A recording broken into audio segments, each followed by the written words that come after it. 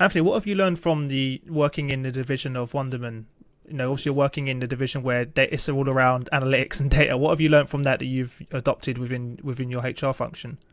Having the complexity of more and more and more data each day is a benefit. It's also intellectually overwhelming. We're not sophisticated enough as HR practitioners to be able to then turn it into something that's actionable, which is why Matt and Davide and I are fortunate enough to work in environments where we already have data and analytics people outside the HR function.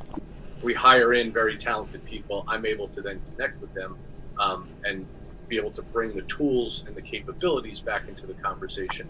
I think it's a not so well-known secret that a lot of HR people are kind of in over their heads when it comes to data, and just maybe a bit nervous or shy to put their hand up and say, I don't actually know what to do with this, but there's an expectation from my business that I'm going to add value here. How do you take that macro and then make it into a nice little small piece that you can spread around the organization? We talked about sales. You're not going to walk into a sales meeting with a stack that's this thick and hope you get a deal. You have to come in with a quick, short message, and that's how you synthesize information.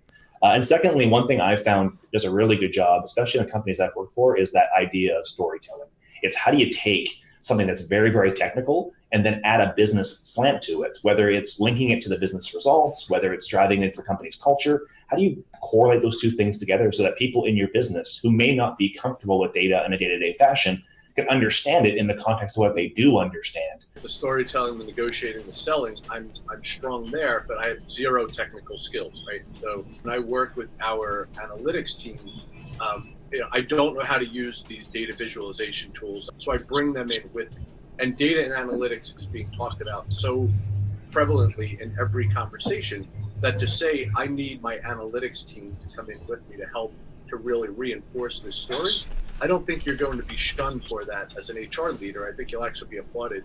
So when you have a team of analysts, you cannot have everyone that is socially savvy, let's say, that is capable of going from a data set into a fully understandable story, right? Not everyone has that end-to-end talent. People tend to skew either one way or the other. So I believe you need both, but I believe you need a healthy mix of both. Not that every analyst should have both, because it is impossible. Some analysts don't have it in them, and you shouldn't try and put it in them because they're very, very good at what they do overall.